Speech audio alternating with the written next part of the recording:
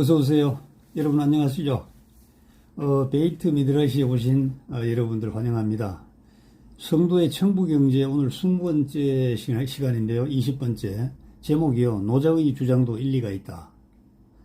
이렇게 한번 풀어볼게요.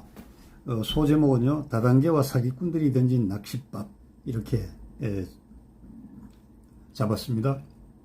먼저 제가 지난 시간에 얘기했지만 노자가 뭐라고 그랬죠?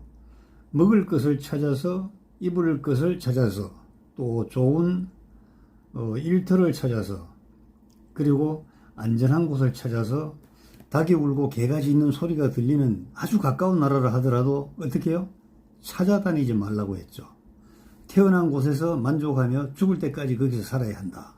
이렇게 이제 주장했다가 사마천이 호된 그 비판을 하게 되었죠. 왜냐면요.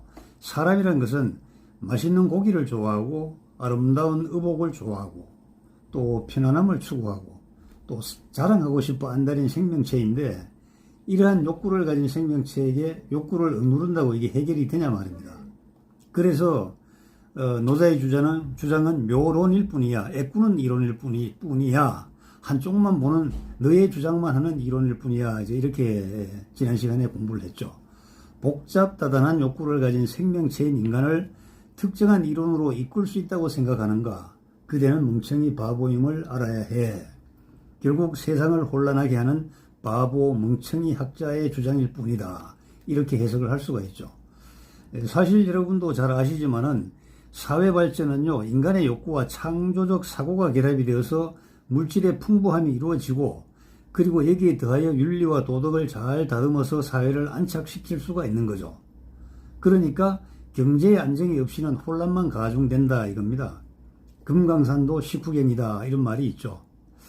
그래서 옛말을 이렇게 약간 살짝 뒤집어 보면은 가난의 수치를 벗어나게 하는 사람은요 훌륭한 아내 양처이고요. 나라의 혼란을 안정시키는 사람은요 충신이라고 불러주죠. 갑인즉 사양처이고 국난즉 사현실이라 그런 말이 있지 않습니까? 자, 그런데 이번 시간에는 노자의 주장을 현실에 접목해 보면요. 사람이 말입니다. 욕구와 욕망을 쫓아서 돌아다니면요. 사기꾼의 낚시밥에 걸리거나 다단계 같은 것에 걸려가지고 결국 허망한 결과만 맛보게 된다는 것이죠. 욕구의 결망은 허망이라는 것입니다. 그들은 이렇게 말하잖아요. 지금까지 실패 한 방에 만회할 수 있어. 고생 끝 행복 시작이야. 아내의 배웅을 받아 출근하고 퇴근하면 가족들의 환대를 받을 수가 있지. 왜 진정 만나지 못하였을까? 만시지탄이라고 오히려 원망하게 될 것이라 이렇게 얘기합니다. 인생사 세옹지마잖아요. 세옹지마. 오늘을 위해 과거가 존재했고 내일을 위해 오늘이 존재하는 거잖아. 오늘 어떤 선택을 하느냐에 따라서 내일의 운명이 결정된단 말이지. 당신의 내일을 위해서 내가 지금까지 기다리고 있었다고 이렇게 얘기를 합니다. 고맙죠. 제 사례 하나 소개할게요.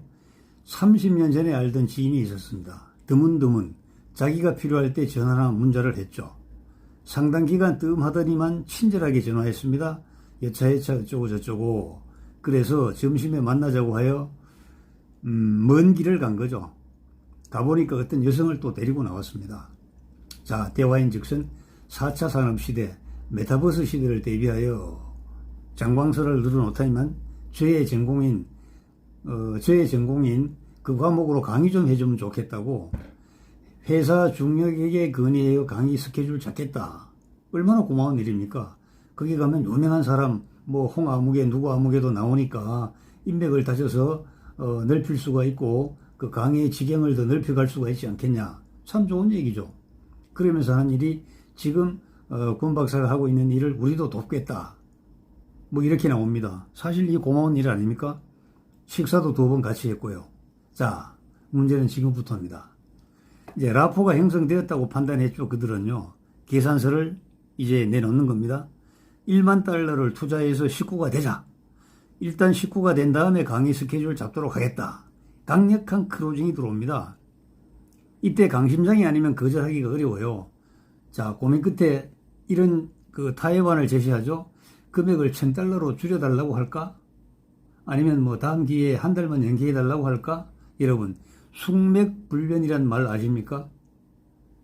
숙맥불변. 쑥과 보리도 구별하지 못하는 멍청이라 이런 말입니다. 그 사람들이 환상을 부추기죠. 또 발전된 사회를 선점하라고 막 이렇게 막 꼬드기잖아요. 여러분, 속으면 죽고 속이면 사는 세상입니다.